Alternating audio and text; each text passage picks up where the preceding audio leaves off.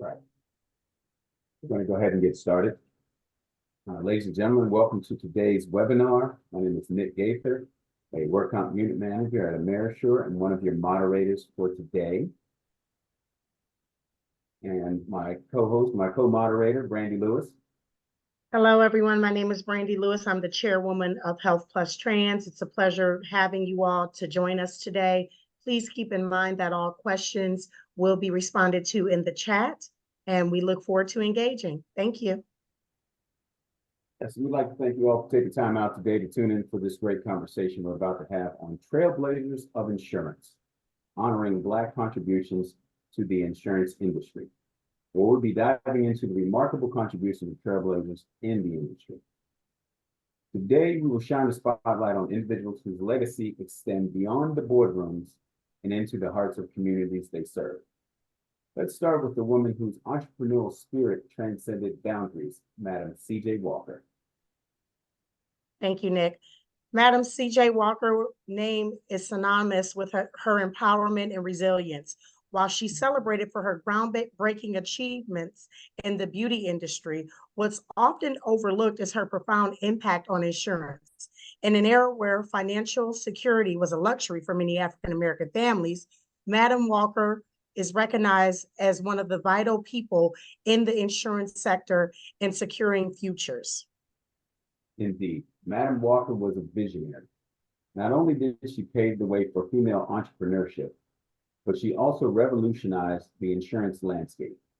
By leveraging her extensive network of sales agents, predominantly African-American women, she introduced life insurance to communities that have been overlooked by traditional insurance companies. Her door-to-door sales approach wasn't just about her selling hair care products. It was about providing peace of mind and stability to families who had long been denied access to such services. Through her efforts, Madam C.J. Walker became one of the first self-made female millionaires in the United States. As a testament to her unwavering commitment into economic empowerment, she is definitely a trendsetter for all of us to look up to. Indeed, indeed. Now let's turn our attention to A.W. Lewis, another trailblazer whose contributions to the insurance industry are nothing short of inspiring. In 1913, amidst the backdrop of racial segregation and discrimination, Lewis founded the Afro-American Life Insurance Company in Jacksonville, Florida. Lucas is recognized for his astonishing work at making sure that injustice is not something that the people dealt with in his era. The denial of life insurance coverage to African Americans by white-owned insurance companies was something that was prevalent in those sectors of his period.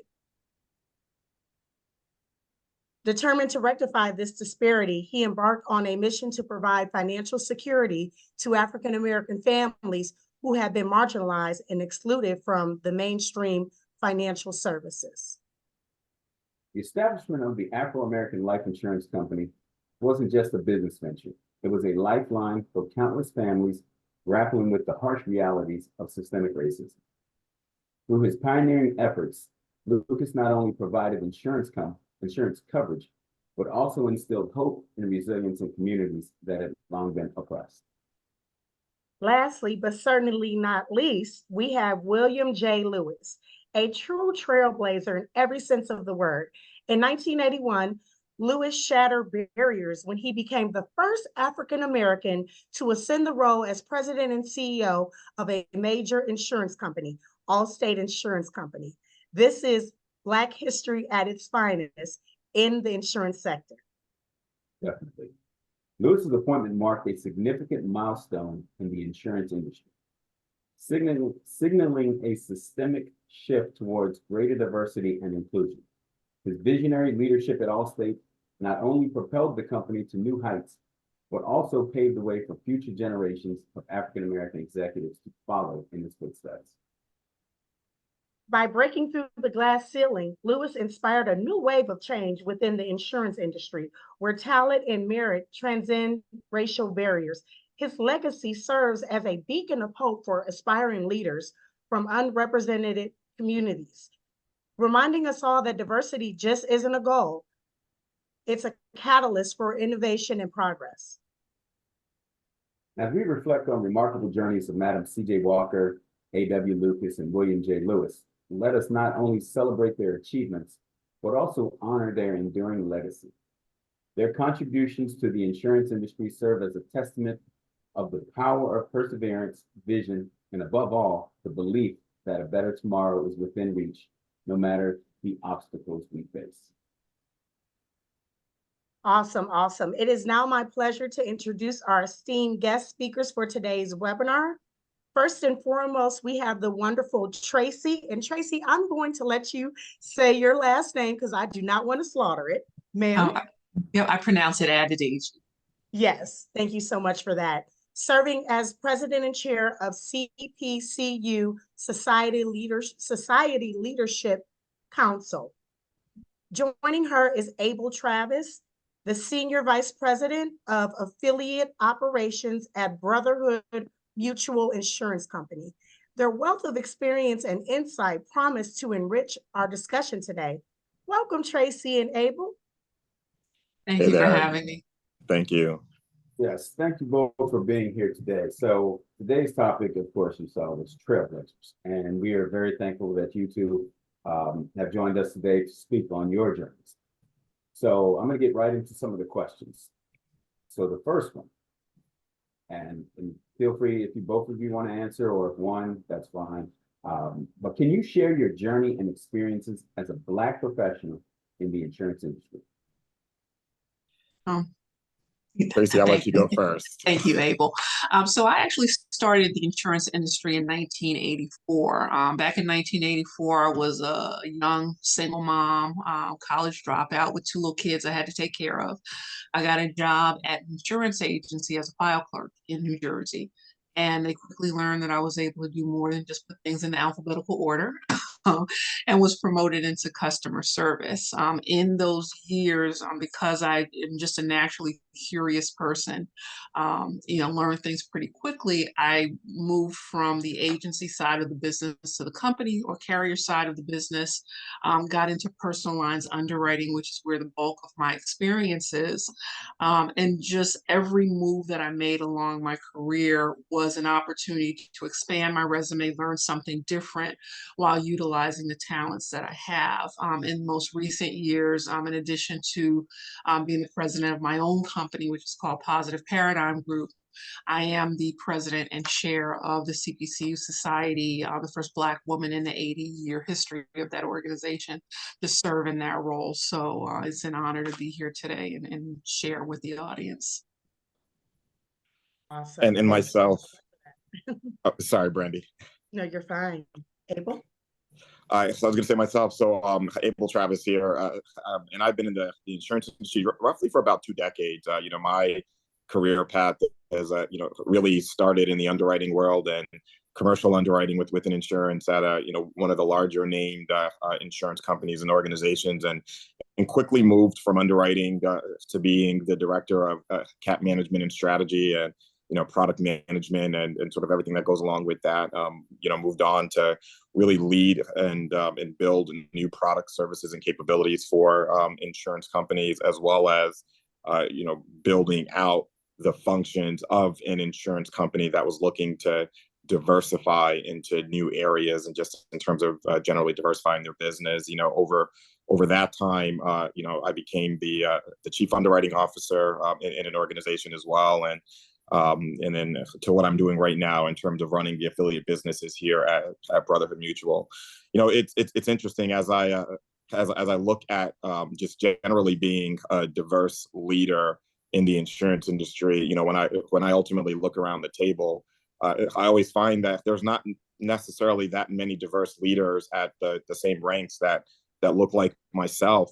So I do often remind myself and remind others that there have absolutely been other advocates in this industry that I've had an opportunity to work with that's even advocated for me in my own career, as I've been able to go from sort of an individual contributor to becoming an ELT member or an executive leadership team member within the insurance industry. So it took me about personally maybe about 10 years or so before joining the ELT in this industry, and really just taking that opportunity to to focus my attention on not only growing my career, but then also growing other aspects of others and sort of helping to bring them along as well. And but a lot of that for me, I would say, was being delivered based on the proof of what I've been able to deliver these companies and these organizations. So, it's been a great experience in the industry so far, but I'm definitely looking forward to getting into some of the specifics around the opportunities in this space. Awesome, awesome. Can you guys share with me what challenges you have faced and how did you overcome them in your career? Such a gentleman, thank you. So one of the primary challenges that I've faced was really my own, I'm going to say, self-doubt. I found early in my career that I placed limits on myself based on what I thought other people were thinking. Our corporate culture back in the 80s, 90s were very different than what it is today. Most corporations had a culture, very definite, almost like a template, that if you worked for this company, you were expected to look, act, and behave a certain way. And if you did not conform to that, then there were going to be limits to your success. A quick story to share how I overcame that. In the 90s, I worked for a company called the Atlantic Mutual Companies in Madison, New Jersey.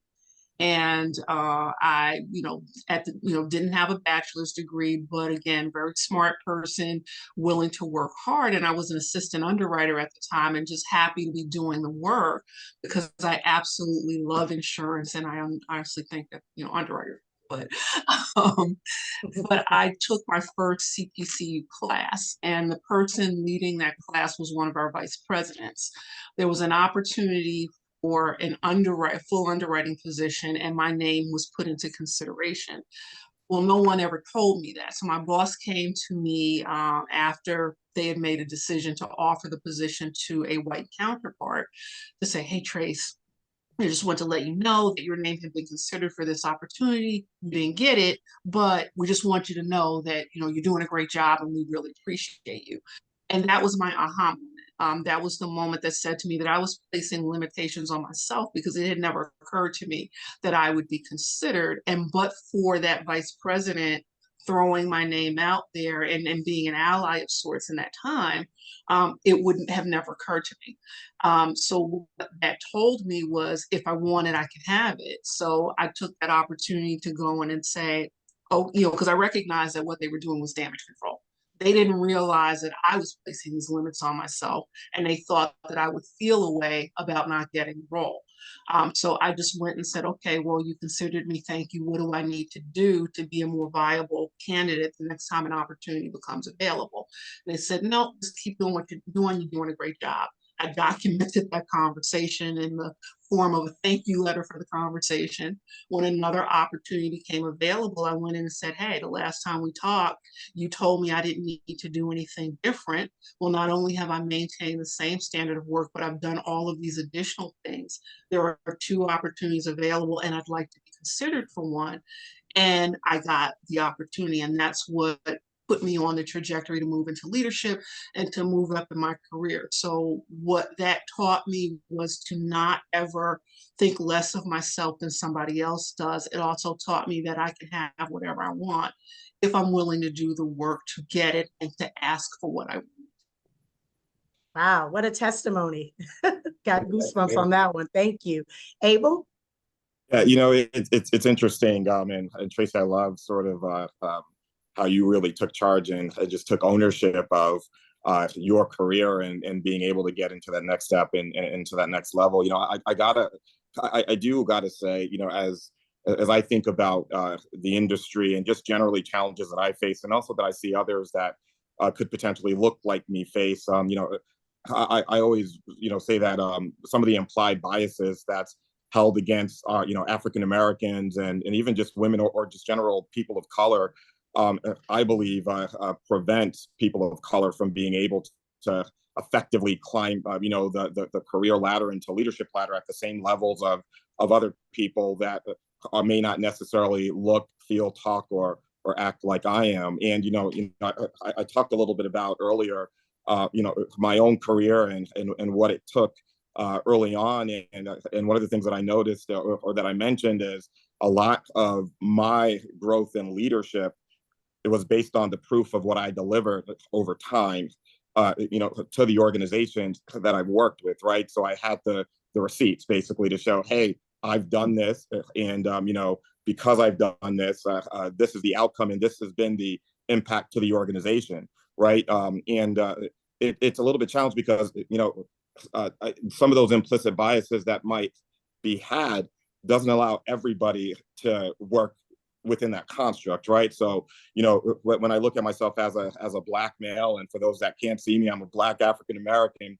I mentioned proof, but there's a lot of people that make it into the same leadership levels that I've made it into, just based on their potential, not even based on the proof of the work that they've done and that they've achieved, as well as the results that they've achieved over time. So that's, I think, one of the challenges that I faced over time is just the consistent requirement to prove that the value that I bring to whatever organization that I'm in really has sort of showed that I've been able to deliver on that value and add to the bottom line of what that organization has been trying to accomplish from a growth perspective. This it sort of reminds me of a story that and so this was about before I even joined the insurance industry. I interned for Ursula Burns. And for those that don't know who Ursula Burns is, she's the first Black woman CEO of a Fortune 500 company. And, I just remember one of the things that Ursula Burns told me, as I was interning with her, and told some of the other interns, was, hey, when you step into this building at Xerox, I want to make sure that you bring your whole self to work, right? And, as I listened to what Ursula said, it got me in the point of thinking, wow, I was actually never given permission to bring my whole self to work. So up until that point, even as an intern, doing things like code switching, for example, to make sure that what I'm doing is in alignment with how the majority is, in order to be able to fit in and grow and not have some of those implicit biases against myself. So, even as that's occurring, what Ursula Burns was saying was, wait a minute, don't do that, because ultimately what you're doing is you're hiding who you are, your culture. And for those that aren't necessarily used to being or seeing, a culture or people that look like you, that you're sort of robbing them from the ability to do just that, right? To understand who you are, and that you as a successful person, whether it's as an intern or coming into the industry, can be who you are and still grow in your career and grow in leadership. So, how did I overcome that over time as I stepped into leadership? Frankly, I know some of this stuff is systemic, but for me personally, I just focused on what I can do to rewrite this code, right? Really focusing on differentiating myself and what I bring to the organization, and being extremely unapologetic about who I am and what that means as I'm sitting at the leadership table, right? Because if I look at myself, even though I shouldn't have this weight on my shoulders, I look at myself as a representative for a lot of other folks that look, talk, and act like me in the space, in leadership and insurance. Ensuring that I rewrite that code and show that the value that I bring is having real impact to the bottom line of the organization. And then just ensuring that I can reach back into the organization to uplift other people of color and other underrepresented people, not necessarily just people of color, but underrepresented people, to allow them to do the same. So no, it's sort of a long answer, but that's how I overcame some of those challenges, as I rose up the leadership ranks.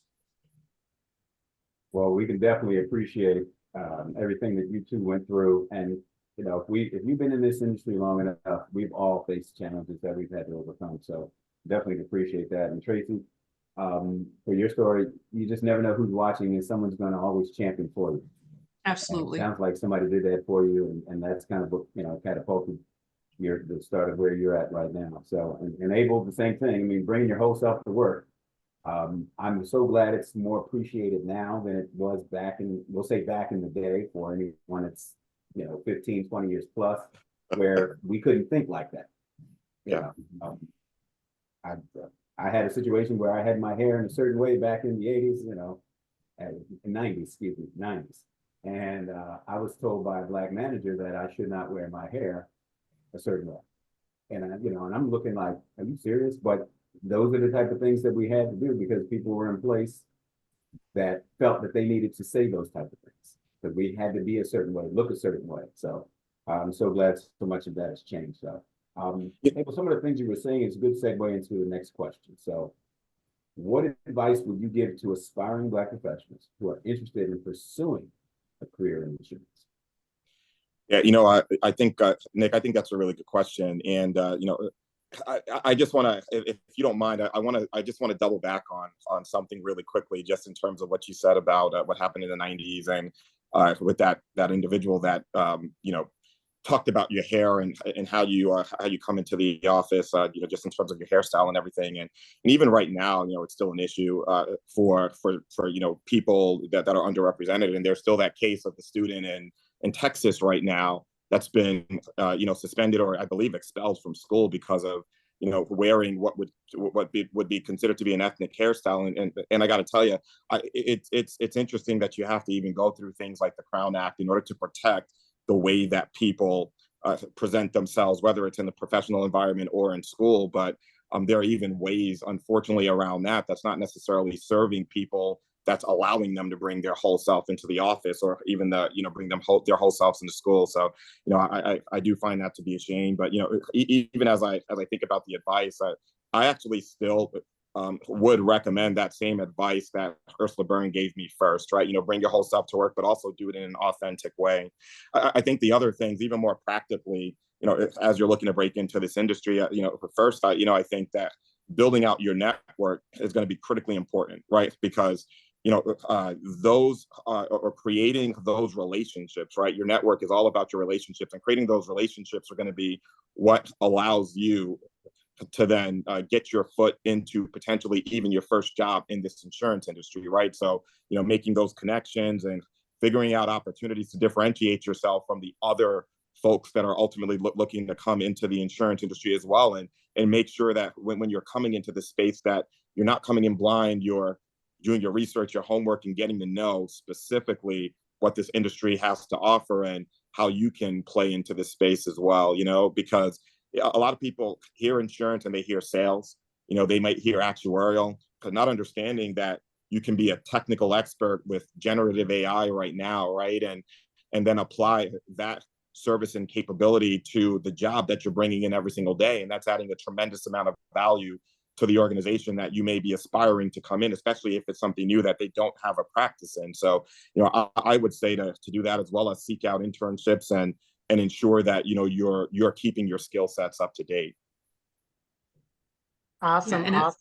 Oh, if I could just add to that very quickly, and we're able to do the same thing that you did, because Nick, something that you said resonated with me.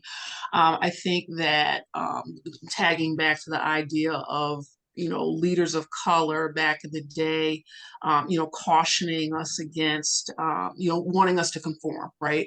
And the realization that they were doing that because they were doing what they felt was in our best interest. And that a lot, in my opinion, comes from the racial socialization that happened, right? That, a lot of us were raised by parents who came up in an era where conforming or not standing out too much was an issue of safety, right? So it's understandable why it's difficult for an older generation to overcome that and miss the opportunity to empower us to be our whole and authentic selves. I have a daughter who attended an HBCU, and she told me a story once. I think she'd gone to spring break or something and came back with green hair. And she had a mock interview and didn't have time to change her hair before she went to this interview. And the person who she was interviewing with the mock interview said, "What made you think you'd come into my interview with green hair?" And her response was, "I don't understand what the color of my hair has to do with my qualifications." organizations. So very proud of my baby for saying that. So I say all that to say that even now there are pockets of this industry that want us to make ourselves small, make ourselves conform, and we as leaders have a responsibility to our young people to allow them to be their authentic selves and feel empowered to not conform in ways that don't impede their ability to make a contribution, which leads me to my best advice that I would give someone coming into this industry. I agree with everything that Abel said, but the other thing I would say is the earlier in life, as a young adult, you can identify what your purpose is. What is it that you want to contribute to this world? What is your superpower, and what is it about you that's special and different that can add value? The sooner you can do that, the more easily you're going to be able to align yourself with organizations whose values align with yours. And once you get into that organization, you need to really have a solid understanding of the strategy of that organization, what their goals are, so that you can see how what you contribute helps the organization meet those goals. So when you have that nesting of your purpose and your superpowers and what you want to contribute, fitting into what the organization wants to contribute, then you find that sweet spot of feeling fulfilled and advancing within the organization. Wow, thank you so much, Abel and Traci, for that. And I think that I want to share my own experience. For me, specifically, being in this industry for going on 20 years, being the chairwoman of a nationwide organization, we have over 7,000 contractors nationwide. There are definitely times where my team, specifically my marketing team, has came to me and said, we're going after XYZ company. And unfortunately, the leadership of that company is not really open to people that look like you. And with that being said, I had to analyze myself, and I had to look and see, do I want to just say, forget it altogether and just not even go after that business? Or do I want the business? And so what do I have to sacrifice to get the business? Well, oftentimes I would have to sacrifice being who I am. As the chairwoman and the leader of this organization, I would have to send some of my counterparts that looked unlike me to go and represent me at a table that I was not welcome to even have a seat at. And they were welcomed. And unfortunately, I was not. And, on several occasions, we ended up getting that business, but at what cost and at what price? And so with that being said, rolling into our next question, I definitely wanted to ask the both of you, how can the insurance industry better serve unrepresented communities, specifically those that have been marginalized? Well, I'll say that I have felt for some time that we as an industry have a commitment and need to do a better job of educating marginalized communities about financial services, insurance, risk management, right? You buy a car, you got a loan on it, you have to have insurance on it, right? You have a mortgage on your house, you have to have homeowners insurance. You have a business and you want to go after certain types of contracts, they're going to require certain types of insurance. So you buy these products because you have to, without really understanding that it is not, insurance isn't something that's done to you, it's a tool that is for your use, to stabilize yourself financially and secure your financial future. I think that if there was a nice marriage of that consumer-facing educational initiative and the bubbling up of diverse talent up to the senior levels within organizations, I think that that would go a long way toward bridging that gap. And it just becomes this perfect storm of now people understand the products better, so they're purchasing them and purchasing them appropriately. And then the products that are being offered are being, the products and the way they're being offered are being done in a way that responds to the needs of the, whatever unique needs there are of those communities. Yeah, Tracy, I couldn't agree more. And for me, as I look at what the insurance industry could do to better serve marginalized or underrepresented communities, in my mind, it's all about hiring underrepresented talent in the insurance industry, right? And the reason why I say that is very similar to what Tracy mentioned. It's tough to sit in a room and creating insurance strategy for communities that you have no understanding of how those communities are actually operating, right? You know, when if we're in a room that ultimately looks like a homogenous leadership team, and that homogenous leadership team is then creating strategy, creating products, services for underrepresented communities, we don't necessarily know if those products and services are going to actually serve the need of those underrepresented communities. I go back to thinking about just beyond property casualty and what happens in this healthcare space, right? Healthcare and then health insurance, just in general. And for those that aren't aware, for Black women, as they're having children, they're more likely to go through issues with their pregnancy than a lot of other communities. And part of that specifically is because they don't necessarily have the support of other Black nurses and doctors to support them through that pregnancy, or even while they're going through it, as they're in the hospital delivering and giving birth. So what you ultimately find is that, there's a higher rate of stillbirths, for example. There's higher rates of other issues that could potentially happen, to the infant as well as to the mother. And, I oftentimes equate that to what we're finding in the insurance industry, just based on what I said a little bit earlier, where, in the health industry, if there is a doctor that looks like you and that's gone through some of the same cultural challenges that you, that may have some of the same health issues that you have, they know how to respond to those particular issues and needs of the person that's ultimately in that hospital environment, right? And I look at it in the same way as any other industry like insurance. If we're building a product, service, and capability that's meant to serve the needs of marginalized communities, you got to make sure that the representation of those marginalized communities are sitting at all levels within your organization. So that way you can actually have something on the table in support of being able to deliver on that value to those marginalized communities. So, I think that it's really, as I said a little bit earlier, hire more underrepresented talent in your organization. And frankly, I'm saying hire more talent, but what I really want to say is don't just hire talent at the lowest levels of your organization, because that's what we ultimately find over time, right? Mm-hmm. Oh, there might be a diversity quota that we have to hit. And now what we're going to ultimately do is we're going to hit that diversity quota, but they're going to be sort of at the lowest levels in the organization. And that's what you see in the insurance industry, right? Where, you're not necessarily seeing that transcend into leadership, right? It's into everything but leadership. So everything below that unfortunate line, right?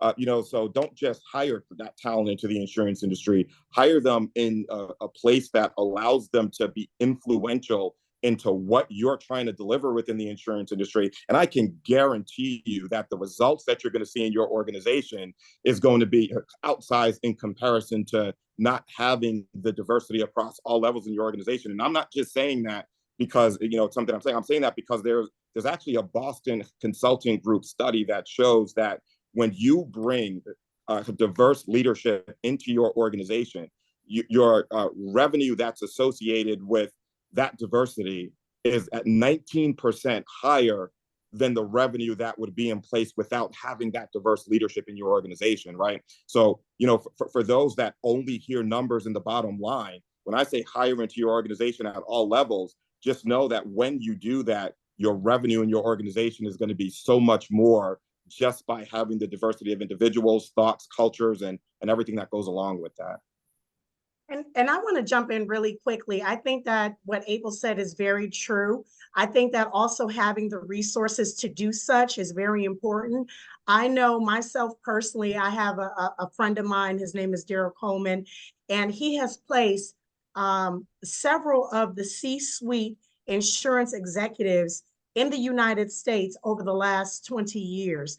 So I think that, looking forward to how do we solve that problem is also by not giving up, number one. Number two, having a resource that is a realistic resource that people can go to find not just diverse candidates of color, but great candidates. But I will say that this gentleman, he has a huge diverse following of candidates that are overly qualified for some of these C and V positions that are in our industry. So definitely that is something that I will speak with Amy about, trying to get that resource out so that you all can take that to some of your HR managers and some of your hiring people to say, here's a great resource to find amazing talent that may be diverse. Nick? Yeah, those are all great points. And Traci, what you were saying,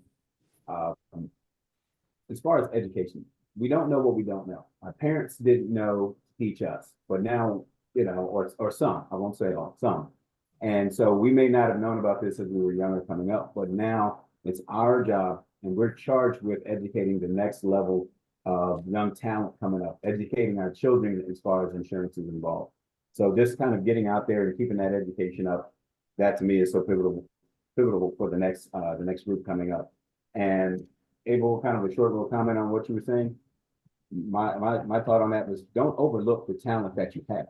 I mean, we're bringing in talent, some at some lower levels, but there is talent within the companies. But some of these, everyone in the C-suite's got to look around and don't overlook what you have just because they may not look like you. Or, So all great points, all great points. Another question here. From your perspective, and Traci, I'll let you start with this one. What are some of the key opportunities for growth and development within the insurance industry for Black professionals? And I won't say Black professionals at all levels, because we've got some starting at young, we've got some that have been in the game for a long time. Mm-hmm. So what I will say is that with the advances in technology, while we are always going to need to be technically proficient with regard to insurance, I think that when I think about underwriting, for example, and you look at the way AI is used to automate some of the underwriting process, more in personal lines than in commercial, right? But some in commercial lines. So what happens is that technology assists with the decision-making process, right? But I think that there are definitely going to be lots of opportunities on that technical side, because the inclusivity and equity of the systems that we're using to underwrite are only going to be as equitable and diverse as the thinking of the people that are doing the coding, right? The other thing I will say is that as we get more technical support, more technological support in the technical aspects of our jobs, our soft skills are going to become more important. The ability to work collaboratively with people who do not look, act, or think the way that you do, the ability to negotiate and influence people, when making decisions. Those are the things that are going to become more and more important. One of the things I talk about a lot, not to make this a DEI discussion, but the reason that we have some of the conflict in working collaboratively at work is because we are bringing our whole selves to work now, all of us, right? So if when you leave work, shut your computer down or walk out the doors of the office, everybody that you live with, everybody that you socialize with, everyone that you go to church with, everyone that you engage with outside of work looks, acts, and thinks the way you do, then it's going to be difficult for you to have that diversity of thought that's necessary to collaborate with people that are different. So there's an intentionality that needs to happen. And I think that the work that's being done by some people in those soft skill areas is really important. Absolutely. Traci, I think those are some really great points, actually. Mine probably aligned, pretty closely with what you're saying, Traci. And it really, for me, focuses on those opportunities to invest in Black professionals or those that might be marginalized or underrepresented leaders within the industry and the organization, and in not necessarily just those that are in the space, but also to invest in programs that bring up risk management students that could then be able to have not only the technical knowledge, but also from different spaces and different backgrounds to then be able to bring that technical knowledge into your organization and then add some value. Howard University, for example, has a great risk management program that I would encourage many, if not all, insurance organizations to look at, especially as they're recruiting, right? As they're looking at it. And Howard is just not the only university, but there's a handful of others that are out there that might be historically Black colleges and universities, or even universities that have more diverse student bodies that organizations can invest in and really go and hire talent from. I do think that there's another aspect. So your question was about the perspective of where the industry can have key opportunities for growth and development. But I also think part of that is for those that are looking to come up in the industry or those professionals that are already here, is figuring out where we need to focus on our own core competencies, and then invest in that within ourselves, right? Because that then eliminates any barriers to anyone in the insurance space and the industry saying that, well, hey, ultimately, you don't have the competency in order to be able to do this particular job, right? So, figuring out where there are opportunities to invest in our own core competencies, but not necessarily only by ourselves, with the support of the organizations that we work with and that we work for. I think about things like, self-awareness and just generally, how do we ensure that we have the right interpersonal awareness, as well as just general organizational insights, right? Because it's interesting, if you're moving from an individual contributor into a leadership role, a lot of times you have to ensure that you understand the broadness of the organization that you work for, as well as the industry that you're working in, because you're now breaking beyond just the day-to-day and moving into a strategic level of thinking instead of a more tactical and operational way of thinking, right? So to me, individual contributors and underrepresented professionals have the ability to start to grow and focus in that area on, by themselves, but with the support of the organization that's surrounding them. I even think about, just things that may not necessarily be hard skills, but soft skills. How do you navigate an environment with the right political savvy that's not going to get you in trouble if you're taking a direction that's not necessarily aligned with the political nature of the organization that you're working with? There's not a class to teach you that, right? But there's a lot of individuals that might have come up the ranks that can be your mentor, that you can seek out to ultimately help you navigate with that level of political savvy that's necessary to grow in leadership in the organization, right? How do you understand the relationships of the other leaders in the organization and then use that to collaborate on initiatives that may not necessarily be directly aligned or associated with yourself, but really getting on those particular initiatives to show what additional things outside of your day-to-day work that you can bring to the table in support of growing your career, but adding value to the organization. And then how do you lead with influence, right? Because as an individual contributor, you're not going to necessarily have direct reports or people that's reporting to you. So you're going to have to lead with influence in a way that gets people to follow your lead, and then ultimately, get to the end goal of what the organization is trying to achieve. So, I think part of it is what the industry can do, but I think the other half is where can you invest in yourself, and then how can you marry that to what your company in the industry is willing to invest in? Because I think that's going to be what helps you break through, that individual contributor level into the ranks of leadership. Abel, thank you so much for that. And, just kudos to your insight of breaking those glass ceilings. Traci, you've been absolutely amazing. We are running a little bit tight on time, guys. So the next segment, we are going to move forward to the Q&A. And I just wanted to make that announcement. Nick, can you lead us? Nick, you're muted. Sorry. Sorry, I didn't want anyone to hear. Okay. We have a question that came up, and this is a subject, of course, that we could definitely have a more than 1 hour, more than 2 hour session on. But a question came up that says, how are each of you working within your organizations to overcome the renewed resistance to anything that speaks DEI? Oh, Traci, I'll let you go first. All right. So what I'll say is, and I'll answer this question from the perspective of two organizations. As a newly self-employed person, I don't have that issue because I'm self-employed and it's just me. So, we're working on that diversity when I get to a point where I can hire some folks, right? When I think about it with regard to the CPCU society, what I will say is that there is not resistance to it. We embrace diversity, equity, and inclusion. And I mean, with me as president this year, we don't really have much choice. What I will say in a general way, though,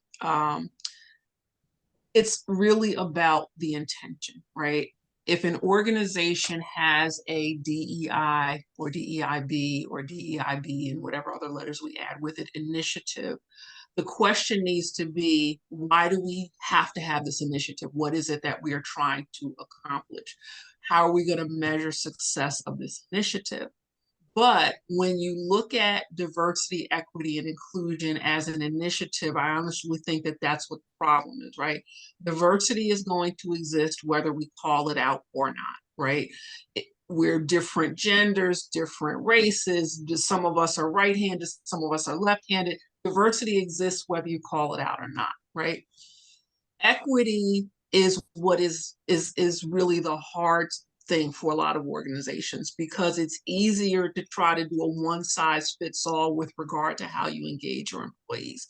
But if there's not a recognition of each individual's unique talents and using those talents in a way that best serves the organization, it's going to be difficult to get to equity.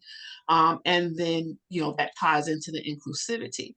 So if a desire to have equitable outcomes that include all team members is not baked into the fabric or woven into the fabric, it's metaphors there, woven into the fabric of the organization, it then becomes easier to carve that out if it starts to cost too much and you weren't doing it for the right reasons with measurable metrics for the results. So I just think that there has to be that intentionality. Words mean things. I want to say it was Hanover was the first company that I heard, and they may not have been the first to do it, but it's the first company I heard to refer to their employee resource groups as business resource groups, in recognition of the fact that these efforts aren't just about paying lip service to trying to make our employees feel included. It's about truly trying to celebrate our diversity, have an equitable environment that includes all of our team members. So it's the intention and weaving that into the DNA of the organization. Awesome. Awesome. Thank you so much for that feedback.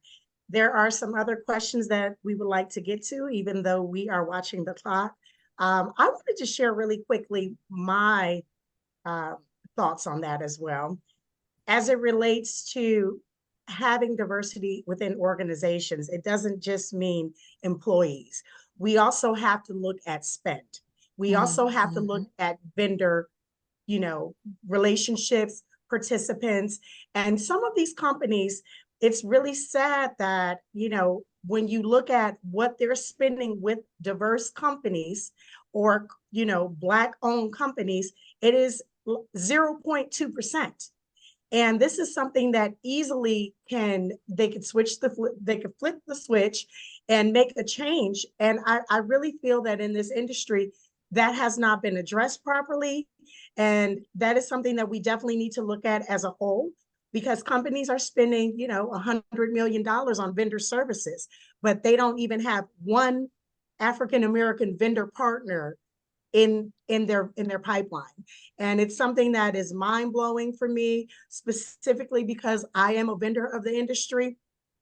And the thing is that when they give us a shot, when they bring us to the table, they see that we have to, we have to work 10 times harder, 10 times smarter, be 10 times more innovative.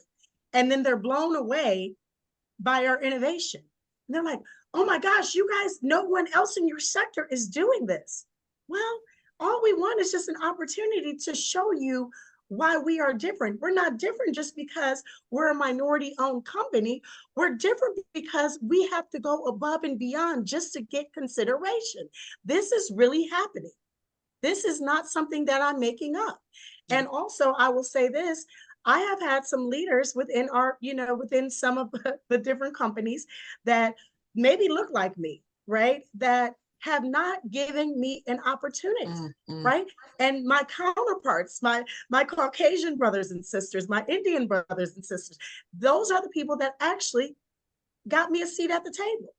So when we look at it, we have to look at it on a holistic approach of what we can do better, and also talking to people, getting them to understand that diversity fosters excellence, that competition fosters excellence. When you're looking outside of the normal scope of who you've been shaking hands with over the last 20 years, you will see that there are companies that are overqualified, can bring you better results, and can help you save money on your bottom line if you're open to having a conversation. So with that being said, we're going to roll into our next question. And this is one that I picked from the webinar chat. It's talking about the pushback of DEI and the initiatives across the country. And we just want to know, I know it worries me, but Abel, Traci, we want to hear how it worries you, please. Yeah, it's interesting. And I call it the snapback, right? Because, if you go back to 2019 and 2020 and 2021, there were a lot of organizations that were talking about the thoughts around, okay, we're going to invest in a DEI strategy and so on. And all of this was based on what was happening in the country here in the U.S. over time, right? So you all remember the what happened with George Floyd and the killings of African American men and others and women, across the country during that time. And what I often go back to is there are a lot of companies that put out statements about how they're going to address DEI, what are they going to do to change, and then how they're going to ultimately even bring diverse communities into their organization and supporting change in ways that might be economic or other particular ways. And now that we're in 2024, I call it that snapback. It's like, hey, this is even a situation that's way back even before 2020, 2019, 2018. And when you look at the levels and what the data is showing, it's even worse than what we've seen even 10 years ago, because it's being so significantly suppressed in organizations. So I got to, it does worry me, right? Because I'm one of a handful, and again, I'm speaking from my own experience. I'm one of a handful of Black men that has a seat at the table in the C-suite of an insurance company, right?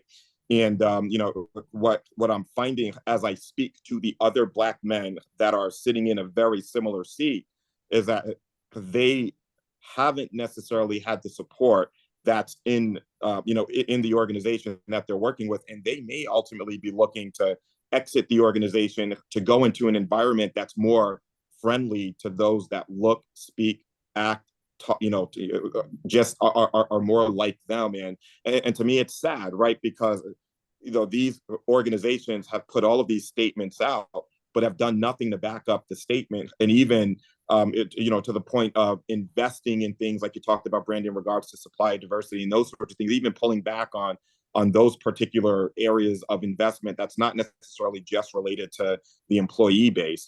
So it definitely worries me. But what I would say is, as an underrepresented person that may be on the executive leadership team or in the C-suite of insurance organization, it's to be hyper vigilant about the value that you're bringing to that particular company, and then to use your particular voice, use your specific voice as the voice of diversity, equity, and inclusion for those that don't have the ability to use their own voice to do the same, right?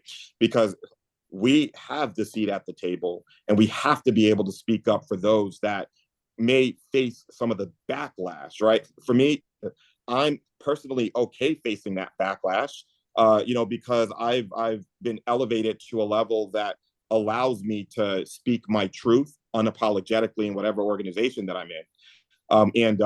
So my belief is that a way to combat some of this backlash as a leader in that seat is to do the same, right? Speak the truth for other people that might be in your seat.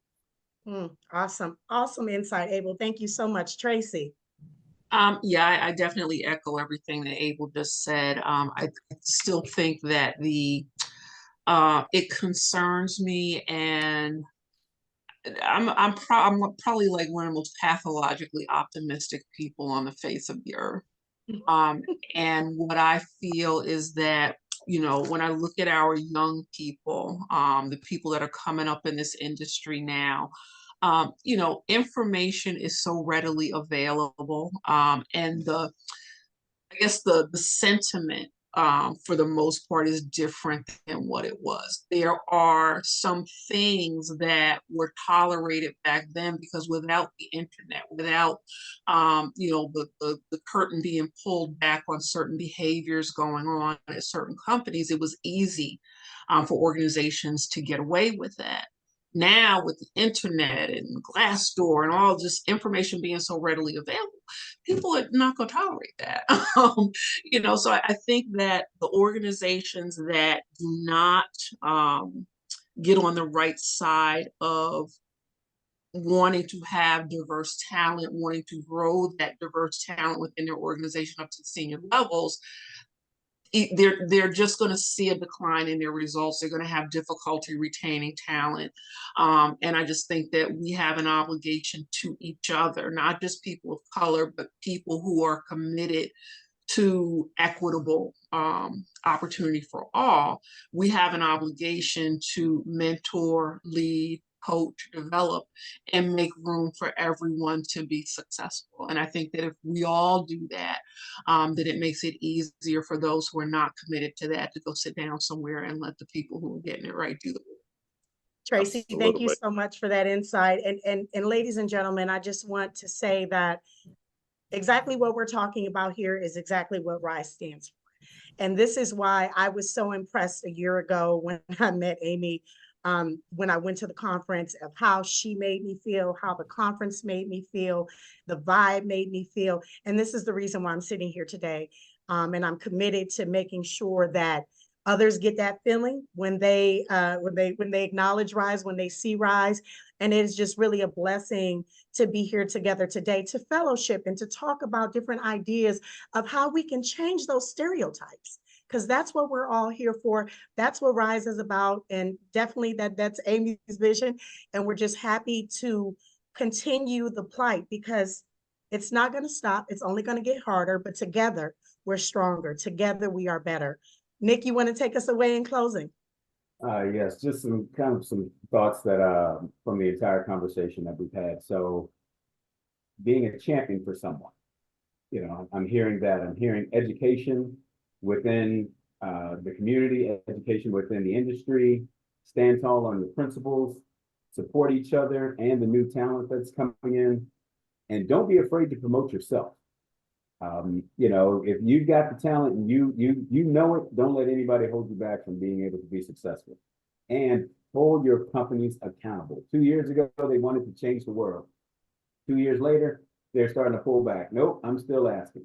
Hey, let's continue this fight and let's change the world. So on behalf of RISE Professional, Brandy and myself, and the entire team that made this meeting possible today, we'd like to thank our viewers for joining us today.